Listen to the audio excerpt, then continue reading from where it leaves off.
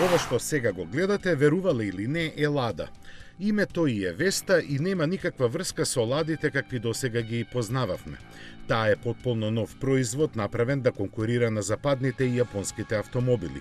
Во секој поглед представува пресвртница за рускиот производител, чии пазарни амбиции излегуваат од границите на Русија и земјите каде Лада традиционално се извезува. За тоа има и подобра основа, бидејќи според впечатоците што Веста ги остави, јасно е дека во приказната за руските автомобили повеќе ништо нема да биде како порано. Големото интересирање за Лада Веста е најдобар показател за незините потенцијали. Тие се насетија уште при првото представување на овој руски модел. Веќе тогаш беше јасно дека Веста ќе биде модерна и интересна со своевиден X-фактор. Во овој случај тоа е стилскиот символ што се препознава на предниот и задниот дел, а посебно на силуетата на возилото. Колку е Веста важна за руската автомобилска индустрија илустрира и тоа што меѓу првите што ја возеа беше и рускиот претседател Владимир Путин. Очекувано, тој изрече доста пофалби за неа.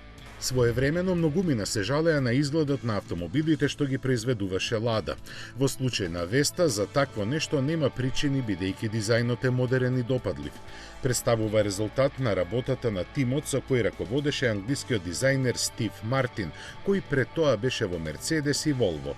Од друга страна, механичката платформа е плод на заедничката работа со конструкторите на групацијата Рено-Нисан. Тоа е сосема логично, бидејќи денес Рено е мнозински сопственик на АвтоВАЗ. Со должина од 4,4 метри, Веста е доволно компактна да може лесно да се снајде на градските улици.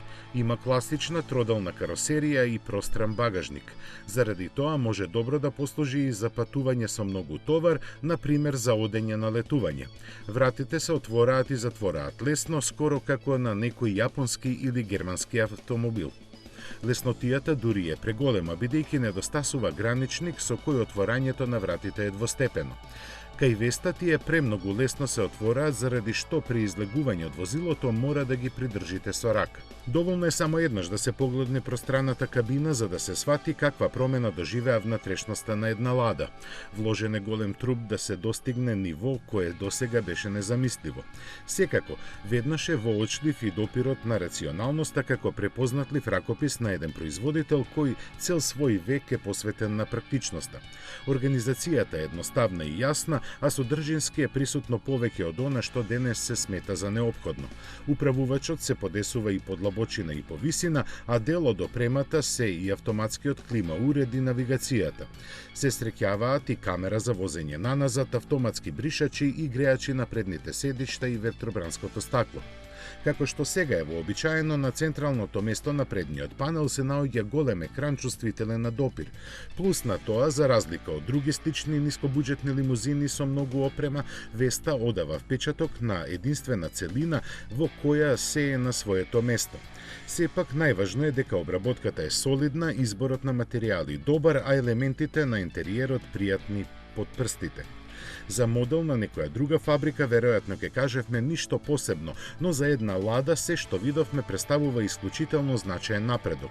Дури ни после деталното ѕиркање и проценка на завршната обработка не најдовме нешто на што можевме да упатиме сериозна замерка. Моторот од 1,6 литри со своите 106 коњи не е некој билдер, но е доволно силен лесно да ги износи килограмите на Веста.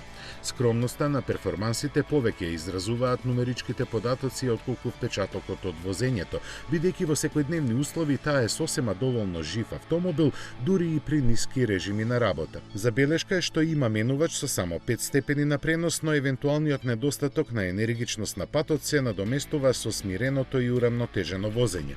Сето ова ни кажува дека со Веста е отворено ново поглавје во историјата на Лада. Дефинитивно се отстранети застарените елементи по кои се препознаваа возилата од Русија, како кај дизајнот, така и во изработката и техничките решенија. Подобрувањето навистина е огромно и на планот на безбедноста, па така дел од опремата е и електронскиот систем за контрола на стабилноста. Дури и потрошувачката на гориво е прифатлива. Сепак Лада Веста е бучна на брзини поголеми од 100 км на час. Остана и металната заштита под моторот, а резервоарот за гориво не се заклучува. Во секој случај, впечатоците што ги остави кажуваат дека дефинитивно дојде време да се менува скоро целиот поглед на руските автомобили. Велиме скоро целиот, бидејќи цената е поблиску до онаа на што сме навикнале, нешто повеќе од 10.000 евра.